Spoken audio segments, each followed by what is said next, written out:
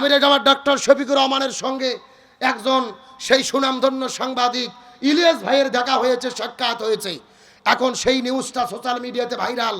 অনেকেই সমালোচনা শুরু করেছে যে সাংবাদিক ইলিয়াস মনে হয় জামাতের প্রোডাক্ট, মনে হয় তাদের দালালি করতেছে, তার সঙ্গে কেন সাক্ষাৎ করলো, কেন দেখা করলো। কি নাকি দাদা কনক সারোয়ার আর সাংবাদিক ইলিয়াস এরা এই জাতির শ্রেষ্ঠ সন্তান, এদেরকে রাষ্ট্রীয়ভাবে সম্মানিত করা দরকার। হক কথা বললেই, সত্য কথা বললেই বলে ওই দলের লোক। অনেকে প্রশ্ন করছে সাংবাদিক ইলিয়াস এতই যদি ভালো হবে তো দেশে আসে না কেন, পালিয়েছিল কেন?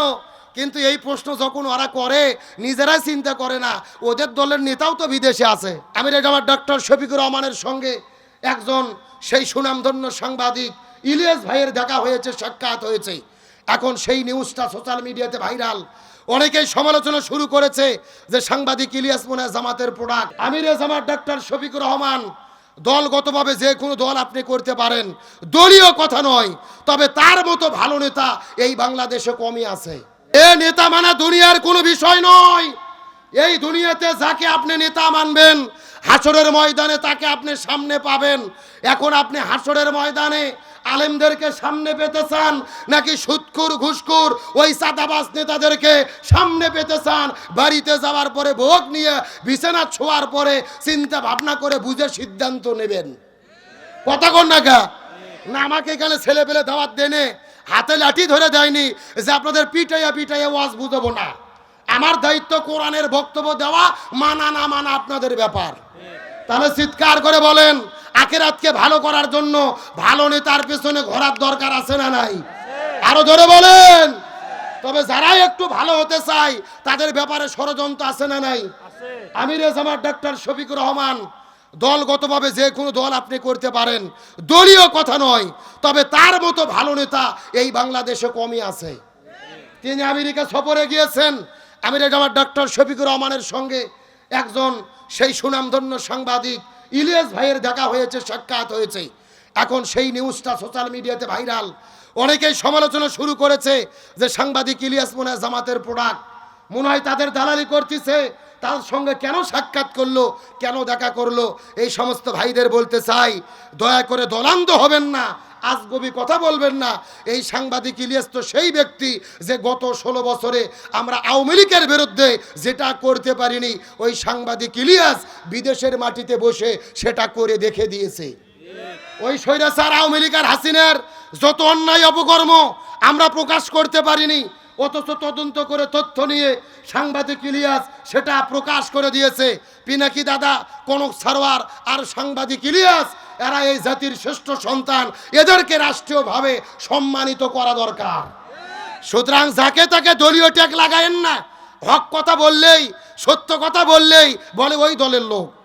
কথা কন না কে রে, ইসলামী দলের লোক হওয়া তুই সোজা, এক সাক্ষাৎ ওই দলের লোক হওয়া যায় না। অনেকে প্রশ্ন করছে সাংবাদিক ইলিয়াস এতই যদি ভালো হবে তো দেশে আসে না কেন, পালিয়েছিল কেন? কিন্তু এই প্রশ্ন যখন ওরা করে নিজেরাই চিন্তা করে না, ওদের দলের নেতাও তো বিদেশে আছে, সেও তো এখনো দেশে আসেনি। এমন প্রশ্ন করেন না যেই প্রশ্নের উত্তরে নিজেদেরকে ছোট হতে হয়। সুতরাং আমরা বলতে চাই সাংবাদিক ইলিয়াস এই জাতির জন্য যেই অবদান রেখেছে এই জন্য তাকে পুরস্কৃত করা দরকার। সুতরাং ষড়যন্ত্র করেন না। দেশের জন্য তারা কাজ করেছে, ভারতের আধিপত্যের বিরুদ্ধে কাজ করেছে, সত্যের পক্ষে কাজ করেছে। সুতরাং তাদের প্রশংসা করা দরকার, বিরোধিতা করার কোনো দরকার নাই। তাহলে চিৎকার করে বলেন রসুলের সিরাতের শিক্ষা হলো যিনি মসজিদের ইমাম হবে তাদেরকেই সমাজের ইমাম হতে। আমার বন্ধুগণ মুসলমান ভাইরা গভীর মনোযোগ লক্ষ্য করুন, কোনো দিকে তাকাতাকি নাই, কোনো দিকে চোখ দেবেন না, নজর দিয়ে কথাগুলো সুন্দর করে বোঝার চেষ্টা করবেন। আমার নবী জমিনের ভেতরে শান্তি প্রতিষ্ঠা করার জন্য 17 বছর বয়সের ভেতরে এই জমিনের মধ্যে একটা দল গঠন করেছিল, যেই দলের নাম হলো হিলফুল ফুজুল। কি নাম বললাম? এর আসার মুসলমান গভীর মনোযোগ নবী 17 বছর বয়সের ভেতরে হিলফুল ফুজুল নামক দল গঠন করার পরে 17 বছর থেকে শুরু করে 40 বছর পর্যন্ত নবীজি 23 বছর ধরে চেষ্টা করেছে এই জমিনের মধ্যে শান্তি কায়েম করার জন্য, কিন্তু 23 বছর ধরে চেষ্টা করার পরেও এই জমিনের ভেতরে নবীজি শান্তি কায়েম করতে পারলো না। খুবই ধীরে দাও, একদম স্লো, আমার পিঠের দাও, এই মাইক্রোফোনের ফোনের জন্য বাতাসটা লাগে। এ রাষ্ট্রের মুসলমান গভীর মনোযোগ, নবীজি 23 বছর ধরে চেষ্টা করেছে কিন্তু জমিনের ভেতরে শান্তি কায়েম করতে পারলো না। কিন্তু নবীজির বয়স যখন 40 বছর হয়ে গেল, আল্লাহ নবীজির উপরে কোরআন নাজিল করলো। নবীজি যখন কোরআনের দাওয়াত দেওয়া শুরু করে দিল, ওই কোরআন জমিনে বাস্তবায়ন হয়ে গেল, জমিনে শান্তি প্রতিষ্ঠা হয়ে গেল। নবীজির জীবনটাকে দুই ভাগে ভাগ করার চেষ্টা করেন। নবুয়ত পাওয়ার আগের 23 বছর, আবার নবুয়ত পাওয়ার পরের 23 বছর, 17 থেকে 40 পর্যন্ত নবুয়ত পাওয়ার আগে 23 বছর, আবার 40 থেকে শুরু করে 63 পর্যন্ত নবুয়ত পাওয়ার পরের হলো 23 বছর। আগে 23 বছর নবী চেষ্টা করেছে কিন্তু জমিনের ভেতরে শান্তি কায়েম করতে পারল না। কিন্তু পরের 23 বছরে নবীজি কেন শান্তি কায়েম করতে পারলো? এর পেছনে কারণ হলো আগের 23 বছরের ভেতরে নবীজির কাছে দল ছিল, কিন্তু নবীজির দলের সংবিধান আল্লাহর কোরআন ছিল না। কথা কি বোঝা যায়? এ ভালো করে বোঝেন, আপনার আমার মতো 2 টাকার ছুটকে ফাটকে হুজুর না, এলাকার তেলতেলা গোয়েন্দার নেতা নয়, স্বয়ং বিশ্ব নবী 23 বছর ধরে তার দলের দ্বারা চেষ্টা করেছে এই জমিনে শান্তি কায়েমের জন্য, কিন্তু নবীজি শান্তি কায়েম করতে পারেনি। নবীজির বয়স যখন 40 বছর হলো, নবীর উপর কোরআন নাজিল হলো, কোরআনের দাওয়াত দিল, এই জমিনে শান্তি প্রতিষ্ঠা হয়ে গেল। তার মানে রসুলের সিরাতের শিক্ষা হলো এই বাংলাদেশে যতগুলো রাজনৈতিক দল আছে আর শান্তি প্রতিষ্ঠার জন্য ঘোষণা করতেছে, ওই দলের দ্বারা এই জমিনে শান্তি কায়েম সম্ভব নয়, যেই দল আল্লাহর কোরআনের সংবিধান দিয়ে পরিচালিত হয় না। কথা কি ক্লিয়ার না ভেজাল আছে? আরে ভাই, যেই দল নিজেরাই কোরআন দিয়ে চলে না, ওদের নিজেদের ভেতরে তো মারামারি করে দলাদলি করে 1 বছরে 110 জন কুপকাত, কথা কন না কে? তার মানে বোঝা গেল শান্তির জন্য কি লাগবে? আরো জোরে বলেন কি লাগবে? এই জন্য আল্লাহর কোরআন বলেছেন ওয়াতাসিমু বিহাবলিল্লাহি জামিয়াও ওয়ালা তাফাররাকু, তোমরা যদি মুসলমান হও আল্লাহর রজ্জুক ঐক্যবদ্ধভাবে আঁকড়ে ধরো, দিন কায়েমের আন্দোলন করো, তোমরা বিচ্ছিন্ন হয়ো না। আল্লাহর কোরআন বলেছেন ওয়ালতাকুম মিনকুম উম্মাতুন ইয়াদউনা ইলাল খায়র ইয়ামুরুনা বিল মারুফ ওয়া ইয়ানহাউনা আনিল মুনকার, তোমাদের ভেতরে অবশ্যই একটা দল থাকবে যারা ভালো কাজের আদেশ করবে, অন্যায় কাজে বাধা দেবে।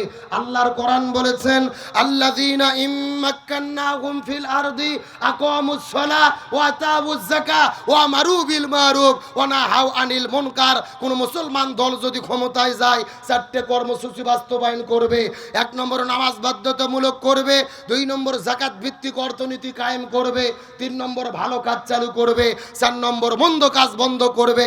সুতরাং আগামীতে ক্ষমতায় যাওয়ার পরে এই 4 কর্মসূচি বাস্তবায়নের জন্য যারা ঘোষণা দেবে ইমানদার মুসলমান হিসেবে তাদের পক্ষেই আমাদের থাকতে হবে।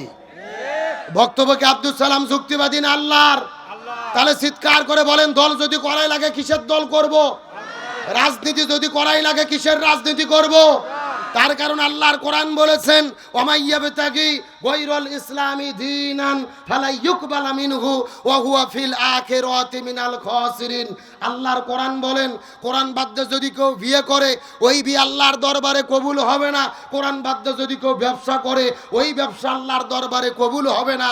কোরআন বাদ দিয়ে যদি কেউ রাজনীতি করে ওই রাজনীতিও আল্লাহর দরবারে কবুল হবে। তাহলে সব কিছু করতে হবে কি দিয়ে? শান্তির জন্য লাগবে কি? আমার বন্ধুগণ মুসলমান ভাইরা গভীর মনোযোগ, এই জন্য আমার আল্লাহ তাআলা কোরআনুল কারীমের ভেতরে কত চমৎকার করে বলেন, আল্লাহ রাব্বুল আলামিনের ঘোষণা, ওয়ামান নারাদ আন যিকরি ফা ইন্না লাহু মাঈশাতান দঙ্কা ওয়া নাহশুরুহু ইয়াউমাল কিয়ামাতি আমা। সূরা তোহা 16 নম্বর পারার 19 নম্বর পৃষ্ঠার 13 নম্বর লাইন 124 নম্বর আয়াতে কারিমা, তাফসিরে ফি জিলালিল কোরআন আল্লামা সাইয়্যিদ কুতুব শহীদ রহমাতুল্লাহ আলাইহি তার কিতাবের মধ্যে বর্ণনা করে বলেন, আল্লাহ রাব্বুল আলামিন বলে, এই পৃথিবীর মানুষেরা এই জমিনের ভেতরে কোরআন বাদ দিয়ে যারা জীবন পরিচালনা করবে, এদের জীবনে আমি আল্লাহ কোনো শান্তি রাখবো না, বরং মাঈশাতান দঙ্কা, তাদের জীবনটা অশান্তিতে ভরে দেব। আর যেই মানুষগুলো দুনিয়াতে কোরআন মেনে চলবে না, ওই হাসরের ময়দানে তাদের দুই চোখকে কানা করে অন্ধ করে হাসরে উত্তোলন করা হবে। জোরে বলেন নাউজুবিল্লাহ।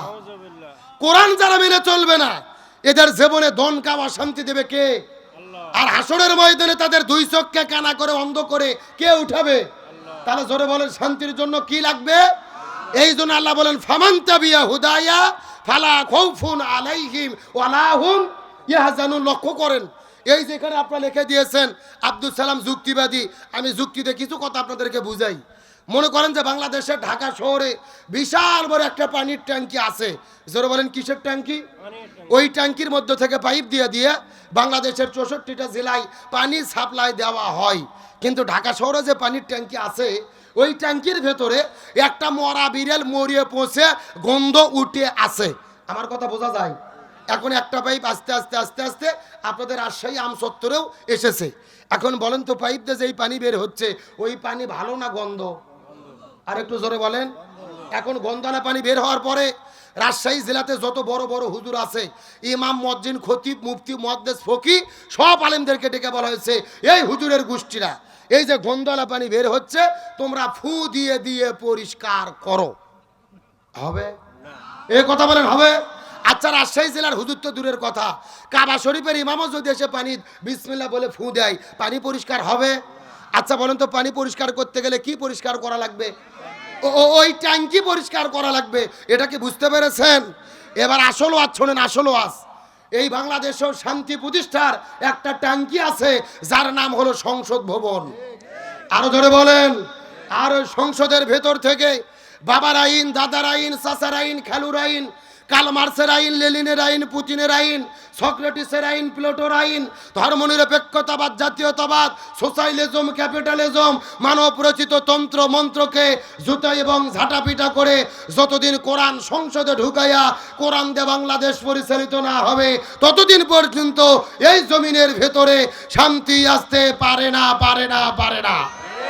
সুতরাং আগামীতে এই বাংলার জমিনে সমস্ত তন্ত্র মন্ত্রকে জুতো এবং ঝাঁটাপিটা করে বিদায় করে আগামীর পার্লামেন্টে কোরআন ঢুকাইয়া কোরআন দিয়ে বাংলাদেশ পরিচালনা করার পক্ষে রায় দিতে কারা কারা রাজি আছেন? দুটি হাত আল্লাহকে তুলে দেখান।